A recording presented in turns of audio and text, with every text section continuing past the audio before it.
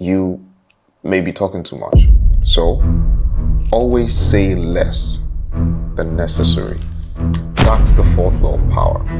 The more you say, the more common you appear.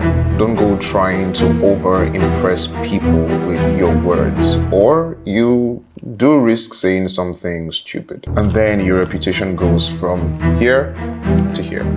Used to be here, and now you are here. It's better that you articulate than you are talkative, right? What's really impressive is not the volume of the things that you say, but the quality of what you say and being articulate, right? And while you're at that game, add a tiny air of mystery to your words. Leave gaps. Let people think about you and the words that you say when you're long, long gone. If you go on a date, for example, the goal is to get to know each other quite all right. But you don't want to give it all up at once. If you give it all up on the first date, why should we have a second date? Especially if you mistakenly said something stupid on the first date because you were talking too much. Mystery is a part of the game. You become more interesting when there's something new and intriguing about you every single time you appear. Here's my take. You do more for people listening to them than talking. When you practice listening, you get immersed in the other person's world. Your boss, your partner, your colleague, your friends, your children, in fact. You step out of your world and into theirs and get to see things from their point of view. And when you get your chance to speak, and you will, you do it from a place of understanding. And then that person might say something like, he gets me, or she gets me. A lot of times, that is worth more to them than in that case your value was here and now it's here. From here, here. Talking, listening. So rather than talking, especially when it's unnecessary, practice listening and observing.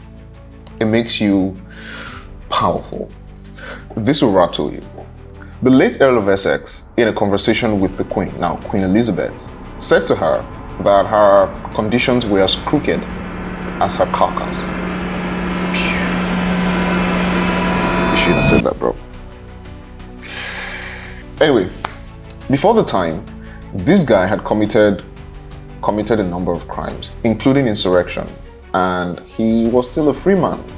But those words he said cost him his head. When you put out words, you can't take them back, even though you apologize. Words are like time, hardly ever redeemable. Talking too much often comes from self-centeredness, a lack of confidence, and sometimes too much of it. But you must understand that people will learn more from your words than even your appearance. It's true that when you show up, you give people the first bit of information that they need to assess you. However, when you open your mouth and words come out, you give them almost everything they need to assess you.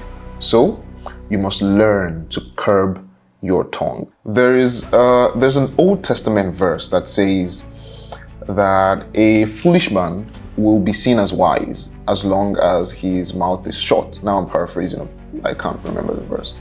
In presentations, giving too much information may just obscure your main point. In meetings, tell people to write the ideas down in no longer than 2 sentences before they present it. It forces them to be creative and it saves you time. This is why post-it notes are very useful in strategy, because they force you to distill your ideas down to what can only enter inside the note. Of course, this law is not cast in stone. There are cases where you would need to speak and it'll be unwise to be silent. Go for it. Your words will carry weight because you have the reputation of someone that's intelligent and has capacity and doesn't just talk. All right, let's recap. Always say less than necessary. Add an air of mystery to your words when you say them. Give people something to think about when you're not around. Mystery is a part of the game. Practice listening, as Simon Sinek says. There's a difference between listening and just waiting for your turn to speak. You will be told your whole life that you need to learn to listen. I would say that you need to learn to be the last to speak. I see it in boardrooms every day of the week. Even people who consider themselves good leaders, who may actually be decent leaders, will walk into a room and say, here's the problem, here's what I think, but I'm interested in your opinion, let's go around the room. It's too late. The skill to hold your opinions to yourself until everyone has spoken does two things. One, it gives everybody else the feeling that they have been heard. It gives everyone else the ability to feel that they have contributed. And two, you get the benefit of hearing what everybody else has to think before you render your opinion. When you listen, it makes you more intelligent. And when you speak, you will do so intelligently because you listened. The effort to curb your tongue will force you to be creative. And when you do speak, you will speak with intelligence, and that will raise your value. Lastly, remember, people will learn more about you from your words than even your appearance. So be diligent with your words. As you already know, I am going over each law of the 48 laws of power. This is law number 4, and if you hit subscribe, then I will see you in the next law.